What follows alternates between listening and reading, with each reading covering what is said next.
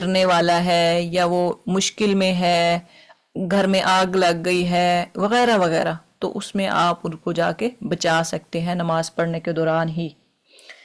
نماز میں بچے کو اٹھانے سے یعنی اکثر لوگ سمجھتے ہوں گے کہ نماز شاید باطل ہوتی ہے، تو ایسا نہیں ہے۔ نماز میں آپ بچے کو اٹھا سکتے ہیں، جس طرح کہ ہم نے پہلے بھی پڑھا کہ آپ صلی اللہ علیہ وسلم نے سجدہ بہت لمبا کیا تھا، تو پوچھا گیا کہ اللہ کے نبی کیا ہوا اتنا لمبا سجدہ کیا؟ تو آپ نے فرمایا کہ میرے اوپر حسن یا حسین بیٹھے تھے، تو لہٰذا آپ اٹھا بھی سکتے ہیں۔ اسی طرح سے سیدنا ابو قتادہ سے روایت ہے کہ میں نے رسول اللہ صلی اللہ علیہ وسلم کو اس حالت میں نماز پڑھتے دیکھا کہ ابو العاص کی بیٹی امامہ، آپ کی جو نواسی تھی، آپ کے کندھے پر تھی، اور آپ رکوع فرماتے تو امامہ کو اتارتے، اور جب سجدے سے فارغ ہوتے تو پھر اسے اٹھا لیتے تھے۔ تو صحیح البخاری کی یہ روایت ہے 5996، تو اسی طرح سے 59516 بھی ہے۔ تو آپ دیکھیں کہ اگر آپ جیسے چھوٹے بچے اکثر ہمارے ارد گرد گھومتے رہتے ہیں، کبھی آتے ہیں کبھی کہتے ہیں گود میں بٹھا لو، تو وہ کر سکتے ہیں، آپ جائز ہے۔ اسی طرح سے نبی صلی اللہ علیہ وسلم نے فرمایا نماز میں ادھر ادھر دیکھنا۔ اب کیا آپ نہیں کر سکتے؟ بندے کی نماز میں شیطان کا حصہ ہے جسے وہ اچک لیتا ہے۔ نماز میں جب انسان دائیں بائیں، ایسے کچھ لوگ ہوتے ہیں کہ وہ آنکھیں پھیرتے رہتے ہیں، کبھی دائیں دیکھتے ہیں کبھی اوپر کبھی سامنے، جو کہ جائز نہیں ہے، کیونکہ آپ صلی اللہ علیہ وسلم نے فرمایا نماز میں ادھر ادھر دیکھنا بندے کی نماز میں شیطان کا حصہ ہے جسے وہ اچک لیتا ہے۔ تو بہرحال انسان کی نماز وہ پورے خشوع و خضوع سے نہیں پڑھتا جب انسان ادھر ادھر دیکھتا ہے، کئی چیزوں کی طرف دھیان جاتا ہے، کبھی ونڈو کبھی پردے کبھی دروازے، تو اس لیے نہیں دیکھنا چاہیے۔ اسی طرح سے نبی صلی اللہ علیہ وسلم نے نماز میں پہلو پر ہاتھ رکھنے سے منع فرمایا۔ پہلو کیا ہے؟ آپ کی جو سائیڈز ہیں نا، دائیں اور بائیں جو بازو ہیں، ان کی جو سائیڈیں ہیں ان پہ ہاتھ نہیں رکھنا چاہیے۔ اسی طرح سے آپ صلی اللہ علیہ وسلم نے فرمایا جب کسی کو نماز میں یون آئے، جمائی آئے، تو اسے حت المقدور روکے، یہاں کیونکہ اس وقت شیطان منہ میں داخل ہوتا ہے۔ تو بہرحال جو بھی نماز میں اکثر ہوتا ہے یون آتی ہے تو اس کو جتنا ہو سکے اس کو روکے، یہ جو ہا ہا کی آوازیں ہیں یہ نہ نکالی جائے۔ ایک روایت میں ہے جمائی کے وقت ہا ہا نہ کہو، کیونکہ اس سے شیطان خوش ہوتا ہے۔ تو جب جمائی آئے تو یہ جو ہم اکثر جمائی آتی تو لگتا ہے بندے کو جیسے نیند آ رہی ہے، سستی آ رہی ہے، تو اس کو یہ سستی کی نشانی ہوتی ہے، انسان کو لیزی بناتا ہے، تو اس لیے بہرحال یون کو جتنا ہو سکے روکنا چاہیے۔ اور نبی صلی اللہ علیہ وسلم نے فرمایا لوگوں کو حالت نماز میں نگاہیں آسمان کی طرف اٹھانے سے باز آ جانا چاہیے، ورنہ ان کی نگاہیں اچک لی جائیں گی۔ اتنی سخت حدیث ہے، یعنی کہ جو نماز میں نمازی ادھر ادھر دیکھتا ہے، کبھی دائیں کبھی بائیں، اوپر نیچے، کوئی آ رہا ہے کوئی جا رہا ہے اس کی طرف اکثر دیکھا جاتا ہے، تو اکثر لوگ دیکھتے ہیں، تو بہرحال آپ نے فرمایا کہ آسمان کی طرف اٹھانے سے باز آ جانا چاہیے، ورنہ ان کی نگاہیں اللہ چھین لے گا، اچک لے گا، تو بچنا چاہیے دیکھنے سے۔ اسی طرح سیدنا صاحب نے سیدنا معاویہ کے ساتھ مقصورہ میں جمعہ پڑھا، جب امام نے سلام پھیرا تو سیدنا صاحب نے کھڑے ہو کر نماز شروع کر دی۔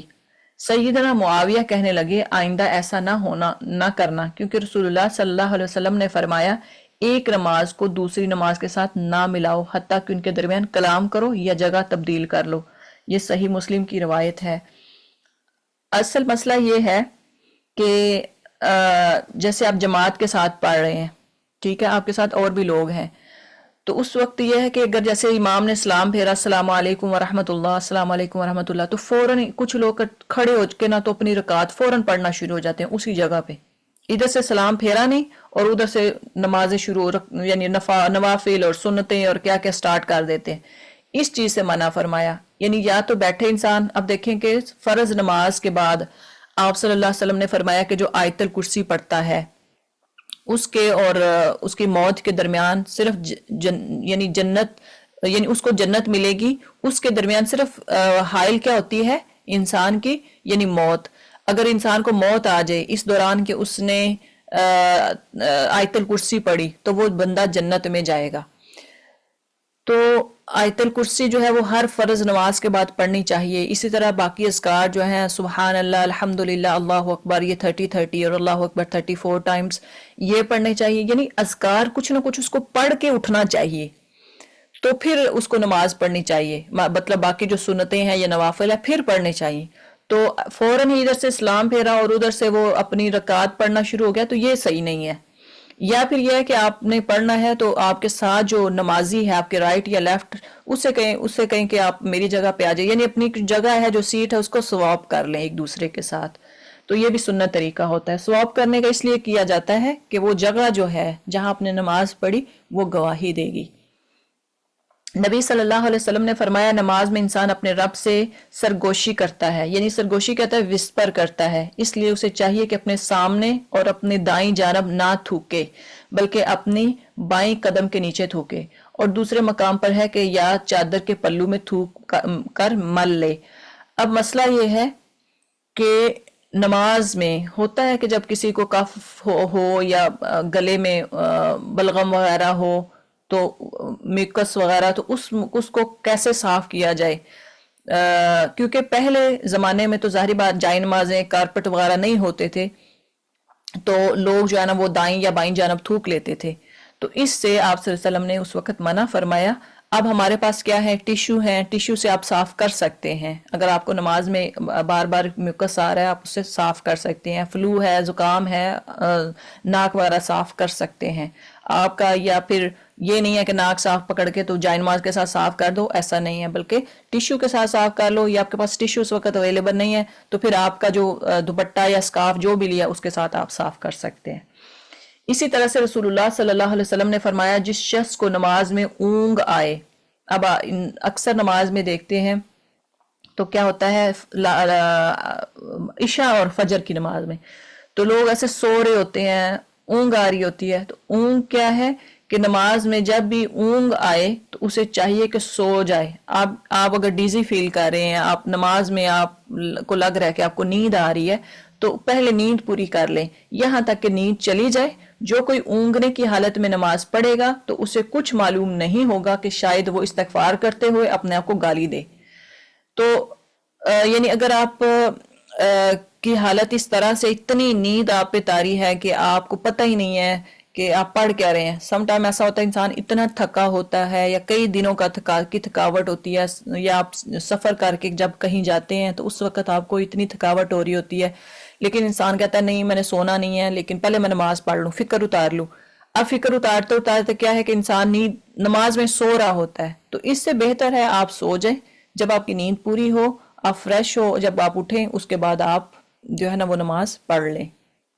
तो क्योंकि नमाज जो है, नमाज में अगर आप इस हालत में नमाज पढ़ेंगे कि आपको खुद भी पता नहीं होता कि आप पढ़ क्या रहे हैं, तो हो सकता है आप इस्तगफार की बजाय, आप दुरूद की बजाय, आप तशहुद के बजाय आप अपने आप को कुछ गालियां दे रहे हो या अपने आप को कुछ कह रहे हो, कोई गलत पढ़ी जा रहे हो। तो इससे बेहतर यह है कि आप पहले नींद पूरी कर लें। देखिए इस्लाम ने कितना आप के लिए कितनी आसानियां फरमाई हैं। ये नहीं है कि नहीं नमाज तो हर हालत में पढ़नी है, चाहे तुम्हें नींद में हो या जैसे भी हो। नहीं, अल्लाह के नबी ने फरमाया कि नींद आ रही है तो उस हालत में भी तुम अपनी पहले नींद पूरी कर लो फिर नमाज पढ़ो, कि ये ना हो तुम अपने आप को गालियां दे रहे हो। तो अल्लाह ताला तो सुनने वाला है ना। सैयदना ज़ैद बिन अरकम से रवायत है कि हम नमाज में बातें किया करते थे, फिर वक़ूमू लिल्लाहि क़ानितीन आयत नाजिल हुई तो हमें चुपचाप रहने का हुक्म हुआ और बात करना मना हो गया। तो नमाज वगैरह में बातें करना ये जायज़ नहीं है। अगर कोई शख्स सलाम कहे तो नमाजी जुबान से कहे, कुछ बगैर दाएं हाथ की तरफ से इशारे से सलाम का जवाब दे दे। अब ये है अगर कोई, जैसे आप नमाज पढ़ रहे होते हैं तो कोई अक्सर बहनें या कोई आ रहा है तो अस्सलाम वालेकुम कहता है, तो नमाजी जुबान से नहीं कहेगा कि वालेकुम अस्सलाम, बगैर कहे दाएं हाथ के इशारे से सलाम का जवाब दे देगा। ये सही सुनन अबी दाऊद की रवायत रद्दुस्सलामी फिस्सलात, यानी नमाज में सलाम का जवाब देना, उसमें है 927। तो बहरहाल राइट हैंड से आप ऐसे इशारा कर देंगे तो उससे उसका मतलब उसका जवाब हो जाएगा। बहरहाल आने वाले को भी बचना चाहिए कि वो नमाज एक पढ़ रहा है तो उसको सलाम करे तो वेट करे जब तक कि वो सलाम फेर ले। یہ تھے کچھ نماز کے دوران کچھ مسائل، تو انشاءاللہ امید کرتی ہوں کہ آپ کو سمجھ آ گئی ہوگی، اگر نہیں آئی تو آپ ابھی بات کر سکتے ہیں۔ سبحانک اللہم و بحمدک نشہد ان لا الہ الا انت نستغفرک و نتوب الیک، وصلی اللہ علی خیر خلقہ محمد و آلہ و اصحابہ اجمعین، آمین یا ارحم الراحمین۔ جی آپ کا جو ہوم ورک ہے وہ ہے جتنا بھی آج ہم نے قاعدہ میں درود، فرسٹ التحیات، تشہد، پھر درود، اور پھر درود کے بعد کی جو دعائیں ہیں وہ آپ نے یاد کرنی، اگر اس میں سے کوئی دعا نہیں آتی تو، اور وہ آپ نے اس کا ہوم ورک کرنا ہے۔ یہ پورا آپ کے پاس ویک ہے، تو اس میں آپ انشاءاللہ ایک ایک کر کے بھی آپ یاد کریں تو انشاءاللہ ہو جائے گا۔ ٹھیک ہے جی، ابھی آپ میں سے کسی نے کچھ پوچھنا ہے تو پوچھ سکتے ہیں۔ میں نے پوچھنا ہے پھر